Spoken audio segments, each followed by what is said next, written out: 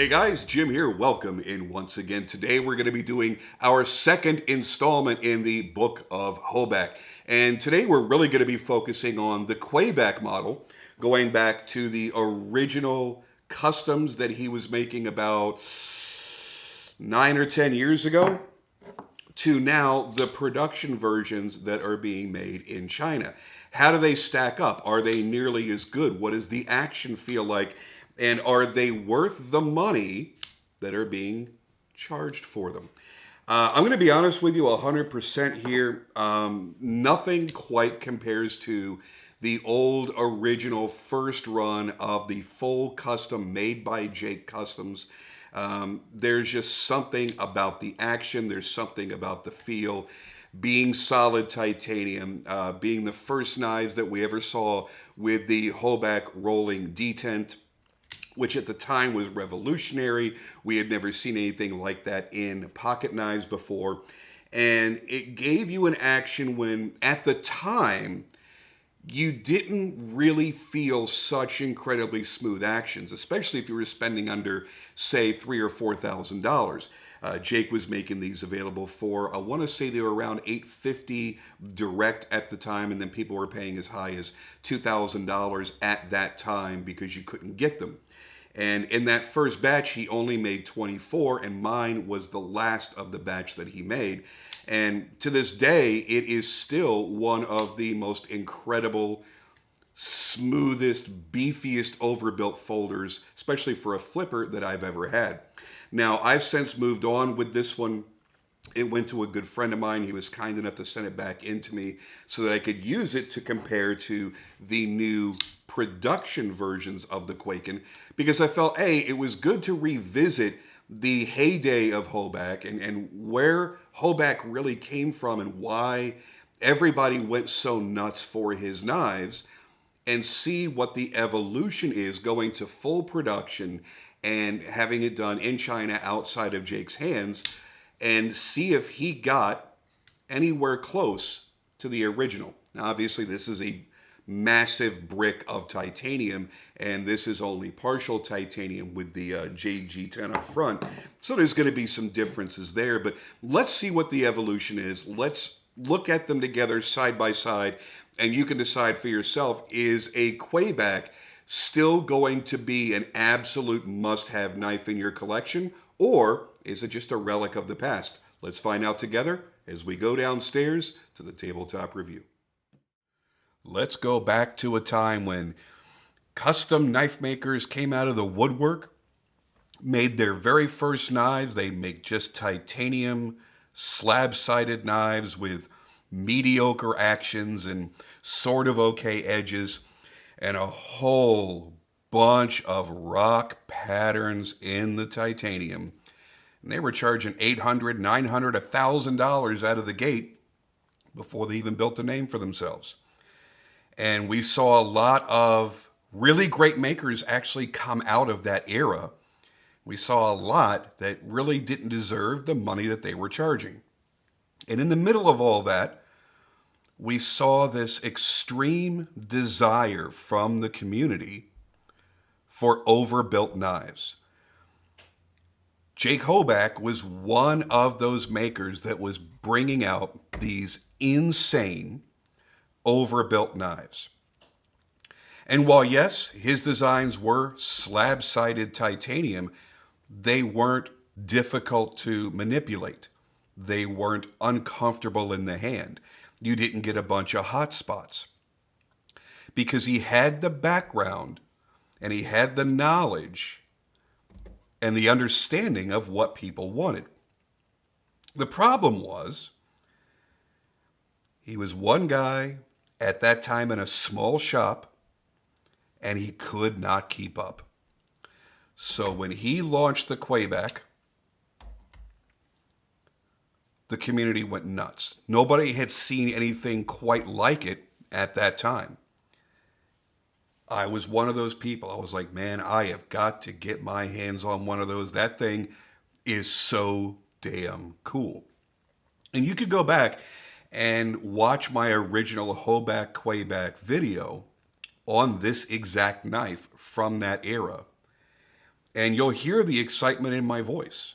I'll tell you the story of how I got the knife, how difficult they were to get at the time, and how I got extremely lucky. And that first run was about 24 knives, and that's it. And that's where the legend really was born. That's where we got the Hoback roller detent. That's where we got this unbelievable half-inch thick knife that should have realistically felt like a brick in the hands, but it didn't. And it was unrealistically, stupidly sharp. As a matter of fact, one day when I was at work, way back then, when I actually had to work for someone else, I went to unlock this and I thought I moved my thumb out of the way, and just the weight of the blade dropped on my thumb and it cut the entire end of my thumb off just from the weight of the blade. So if anybody ever tells you that Jake can't make an exceptional knife, that he can't make a crazy, incredible custom, they're absolutely dead ass wrong. But you've got to fast forward to today, where the entire landscape of the industry has changed. Look how many absolutely incredible makers have mid-techs and production knives with their names on them, either by licensing their designs or finding an OEM here in the US or in China to manufacture at the capacity that the community demands. You know, the problem, look right now, even at the Oz Machine Company, Roosevelt. He's over, what, 1,000 that he's made now in a year and a half, 2 years? That sounds like a lot of knives. People are still spending double maker price to get their hands on one, because as soon as he does a lotto, they sell within seconds. They're all gone, and they become trade bait at these high prices. That's precisely what we were doing with Hoback knives. The Kwaiback, the A8, the A10. Man, everybody wanted one of those, but he could not keep up. And today's industry is so much different because, well, makers have learned. If your customers are waiting and waiting and waiting and waiting, at some point they're going to lose interest. So, like many other people, he decided to make some production knives. Now, let's see how it stacks up against the original. Let's see. These are the boxes, both marked. Here's the Radford on the left, the Kwaiback on the right. And they both have the JG10 presentation sides, and they're using the black DLC for the lock sides and for the blades. The Radford has 20 CV. The Kwaiback has M390. Now, on the information cards inside, you're going to see all of the specs. So I'm not going to do my usual thing of putting the specs over here because it's really not necessary. We'll start by the unboxing experience on the Kwaiback. Man, I love this packaging. Super cool, super awesome. He does give you some Velcro patches, nice PVC patches. I believe there was a sticker or two in there as well in the beginning. So there is the Kwaiback. I will leave this out so that you can read the specs. And this is the packaging. And there was a little foam insert, I believe, that went on top of this as well to help secure it inside of the box. Nice slide top box, super cool. And there is the Kwaiback. So we'll put that right there where you guys can read it easily. And then we'll break out the Radford. Another PVC patch. Another information card. And then the knife inside. Basically what the Radford is it's a compact Kwaiback. Let's do this. I know you guys are going to want to read the specs, the length of the blade, all that kind of good stuff.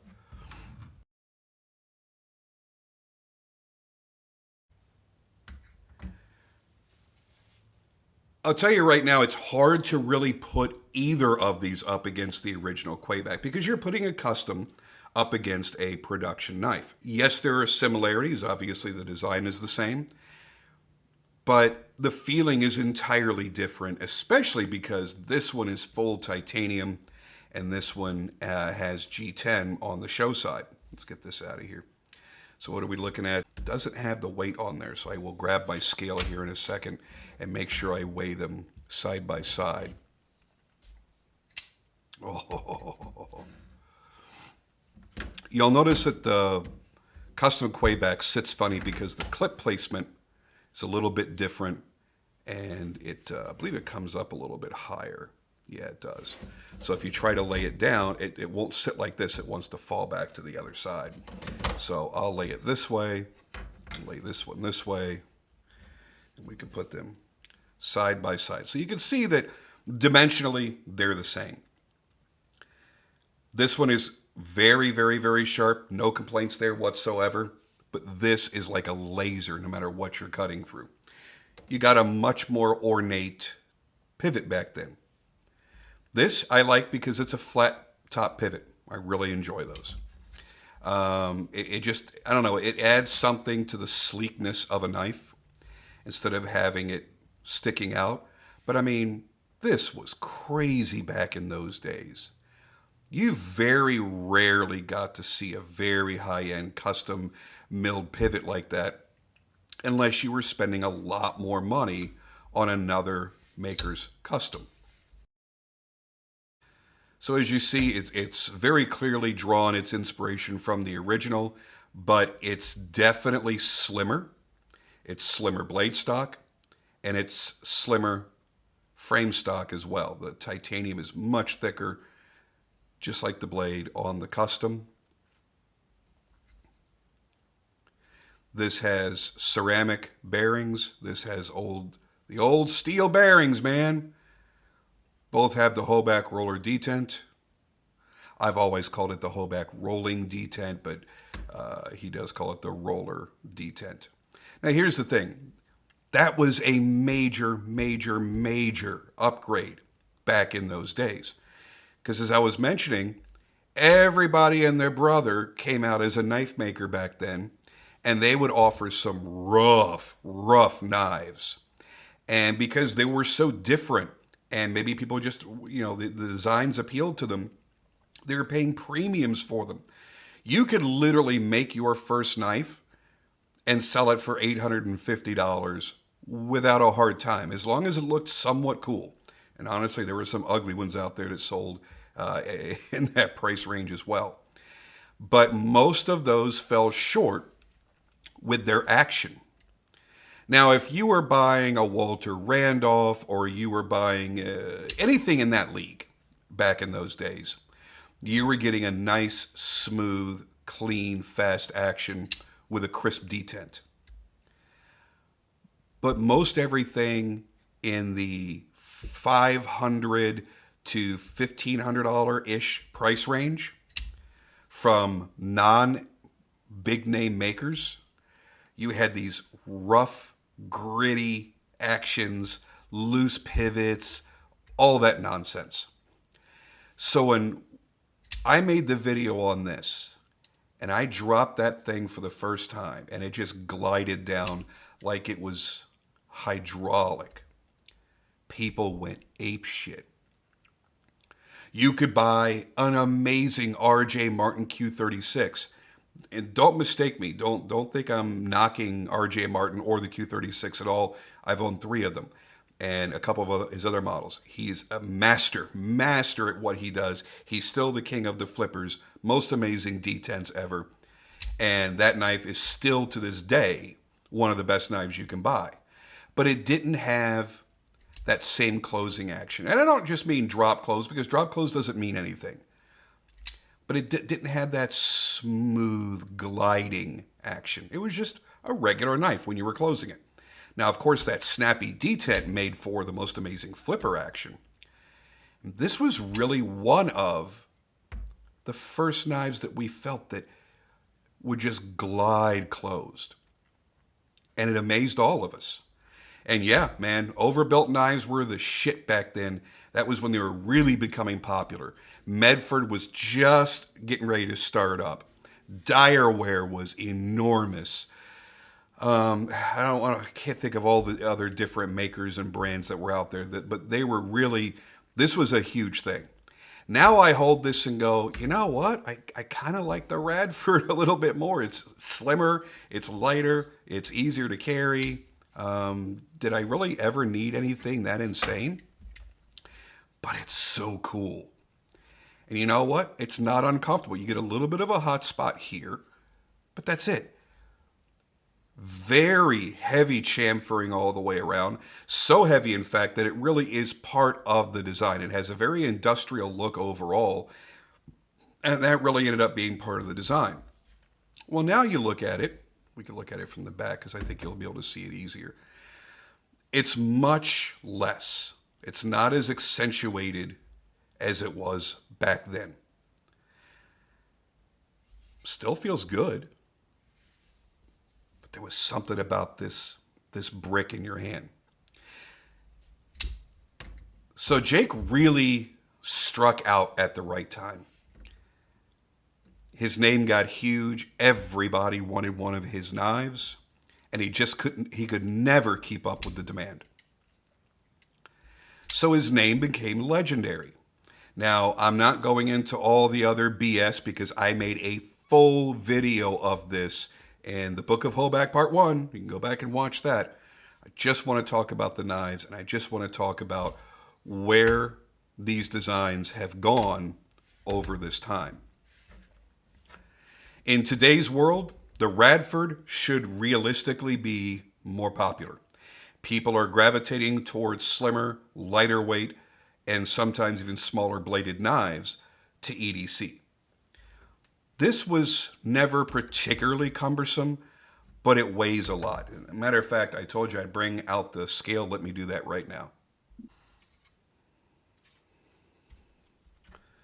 While the original was never, a pleasure to carry as far as its weight, I never found it to be particularly cumbersome, but look at that. Nearly half a pound. Realize how much that is in your pocket all day long. Now let's take a look at what a G10 version is. Well, that's a significant difference, dropping to 5.4 ounces. But now let's take a look at the smaller Radford. And now we're getting more into that EDC category for weight. A lot of people won't carry anything over 4 ounces for an EDC. I have not broken this one in because I haven't played with it as much as I have the Kwaiback. If I had to choose, let's say this was a production Mk6 like these, and it was titanium versus the G10s, which of these three would I choose? Right there, the Radford. It's just easier to carry. It's a little bit more practical. I like still having some overbuilt knives and very, very large knives, but they're not carried very often. So when you're looking at spending $525, $425, you're paying a premium in a production knife. I want something that I'm going to get a little more use out of, so that will be this one. And I do have this new love affair with JG10. I don't really understand why. A while back, I just never liked JG10. I just thought it looked weird. I couldn't quite put my finger on it, but it looked weird. But I think it's because at the time, most of the ones that I had seen had, bead blasted or satin or in some way, a silver blade and, regular raw silver titanium. And maybe I just didn't like that combination. But when I put JG10 up against black, I love it. I think it looks fantastic. I can't really put my finger on it. It's just a personal preference. But it's where I've changed a little bit over the past couple of years. I've even made a few knives recently that I did all black, where I did a very, very dark acid stone wash, and then I used JG10 for the scales. Now, this is a textured G10, and I believe this is that newer material. I'm blanking on the name, but I'll put it up here on the screen here in a second. It feels a little bit different. I don't want to say rubbery. No, it really doesn't.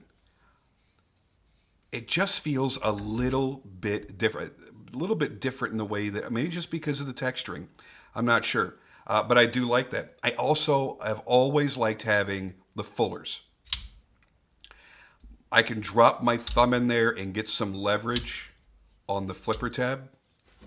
I always did that with the original as well. And the Radford, man, I wish it had the fullers. It must just be because the material is so much thinner. I mean, it's not significantly thinner, is it? I mean, it doesn't seem like it. I really wish there was a little something there, maybe a faux bolster, milled line, just somewhere to drop my thumb, because this is very slick, very smooth and very slick. So while this one still would get my vote, I wish it was built, set up like the Kwaiback.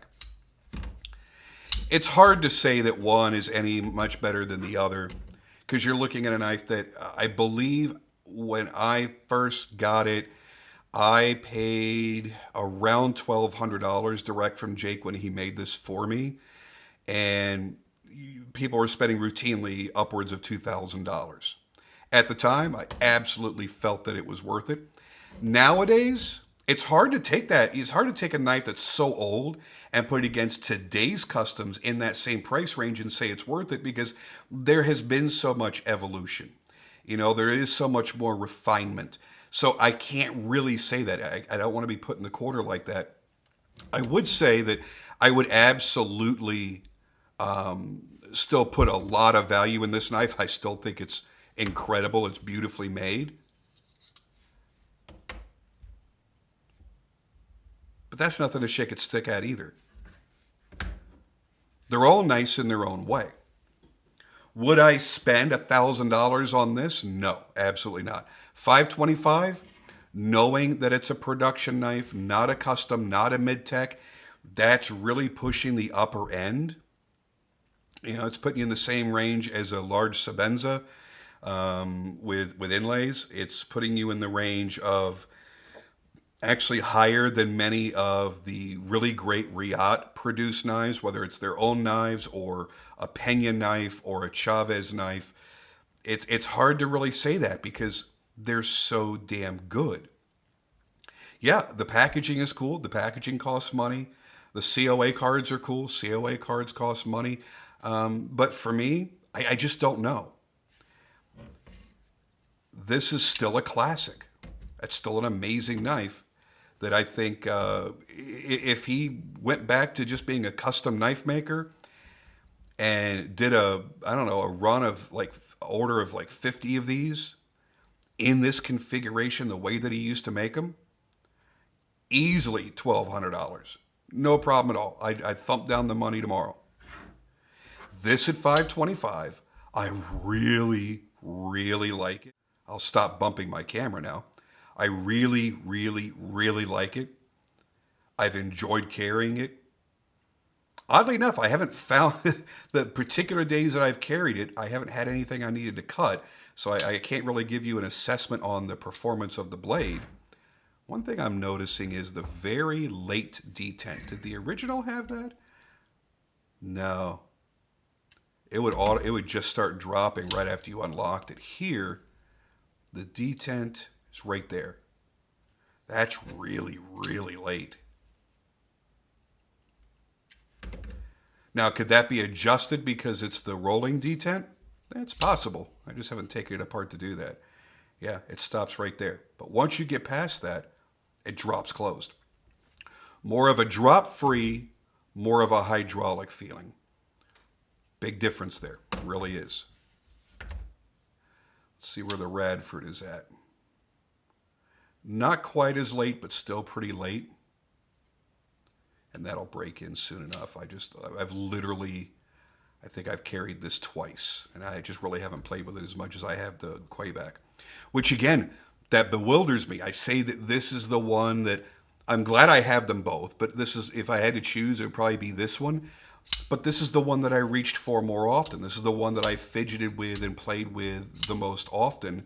And this is the one that I've carried the most often out of the two. So what the hell does that mean?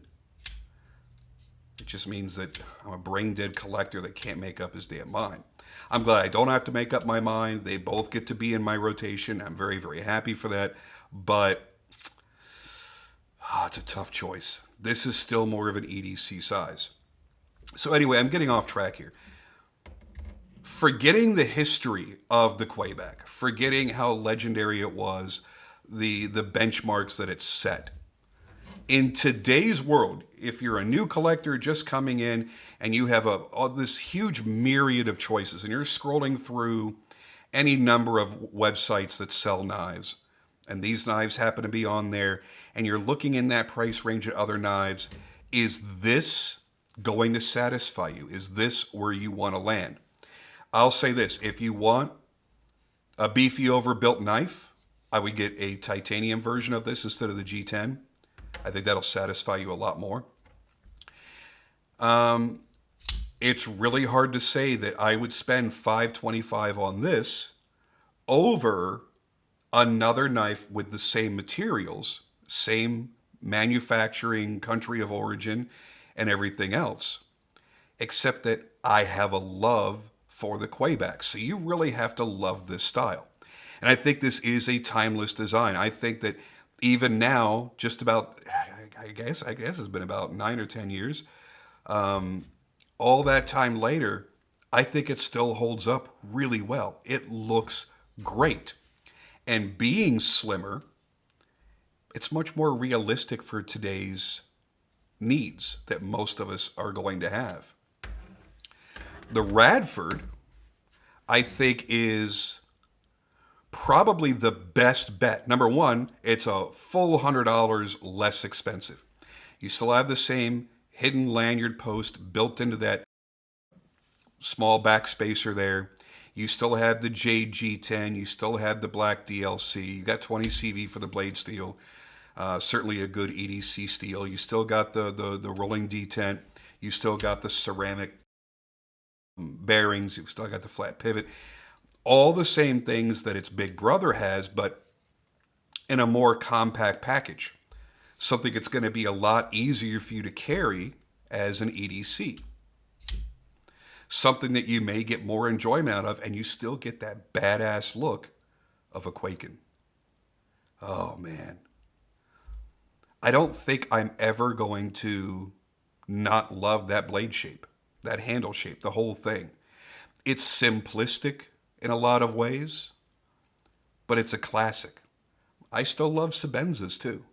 And I see a lot of people knocking Sebenzas. Oh, for that kind of money, you could buy something it's so much better. You need to realize where that came from and the benchmarks that knife set. Stonewash blades, that didn't exist before the Sebenza. So many things about that. It popularized the frame lock. Yes, Michael Walker invented the frame lock as well as the liner lock, but it was Chris Reeve that popularized it with the Sebenza, and it was so everybody had one. So I could still look at it today and go, I would spend $500 on a Sebenza. It's a lifelong classic. It's always going to be pretty much one of the perfect EDC knives. And I could still look at a Kwaiken and go, that is still one of the sexiest looking designs that there is. Yes, it's aggressive, but I love it. So I'm always going to have a soft spot for it. And you know what? Maybe there is something more satisfying about flipping out that larger blade. Because when you look at it, it's 3 3/4, I know, on the Kwaiback. What is the blade length on the Radford? 3 1/4. So a full half-inch difference. That just swings out with more authority, all that extra weight. I don't know. So yeah, man, I can still get excited about the Kwaibacks, absolutely. And we could just look at these objectively as knives. Are they good knives? Shit, yeah. Really, really nice knives. Really nicely made. Are they worth $525 and $425? Really only you can make that choice. For me, because of the nostalgia, yes. If I was just looking outside of nostalgia, just looking for a knife, a really good flipper, and a Tanto style that I felt that I needed to have, I think that there might be other options that I'd be considering. At the end of the day, would this still end up in my collection? Probably, but I might prioritize a couple of other knives above it until I had those in my collection. I don't know. It's a very tough choice. But what I can say is they're both beautifully made. The action feels great. The weight, the size, everything feels great. For those that are lefties, the Radford can be carried left or right-handed. I forgot to mention that earlier. So you could take off the clip and flip it onto that side. So that's my thoughts in general on the Kwaiback Mk6, on the Radford, where Hoback has gone, how he's evolved over time. Nothing is ever going to replace those original custom Kwaibacks, and I don't know how many are still alive and being run around through the community if they all ended up in private collections of people that don't do social media, don't buy, sell, and trade. If you ever come across one, man, do what you got to do, pay whatever price it is, and buy it.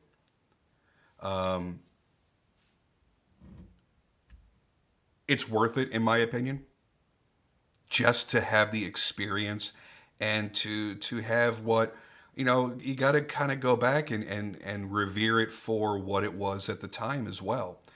And that may not matter to the younger collectors, but for those of us that have been doing this a long time, this was the beginning of the overbuilt craze that lasted for so many years. And it was absolutely one of the best made. Hands down, no way around it. The hype around that knife was true. It was worth it. But then it got to the point where everybody and their brother was making an overbuilt knife. And then they started stepping up their game and trying to make better and better and better knives. I still don't know of one that is this overbuilt that's that ridiculous. Because I believe, if I'm not mistaken, this was 3/4 of an inch total thickness. That was so glass smooth and so perfectly sharp and so well finished. That stone wash is the perfect stone wash. This knife looks exactly like it did when I first reviewed it. In the blade, but also in the frame. Through a lot of years of carrying, and it still looks the same. Fantastic finish. So, at the end of the day, do you put your money on Hoback? If you still have a personal thing on the other BS, then I'm not going to tell you you're wrong. You can decide where you draw the line in the sand, what offends you, what doesn't offend you, what you're okay with. But when I'm talking objectively just about the knives, the quality is there. I would like to see them a little bit less expensive to be more competitive, but the quality is there. Anyway, them's my thoughts. Discuss down below what you think. Keep the controversy out of it. If you want to discuss that, please go to the part 1 video, and you guys can discuss it all day long over there. That's what that video was focused on. This, I really just want to focus on the knife, the quality of the knife, and what you guys think of it. And if you own one of the Kwaibacks or the Radfords, tell us down below what you think of it, your honest opinion. Would you buy it again? Do you love it? Is it part of your regular EDC rotation? Or is it just a knife that you're happy that you have in your collection, even if you don't use it very often? Because we're all different kinds of collectors, and I think it's good to get some feedback. That's it for me, guys. I'm out of here, and I'll catch you on the next video.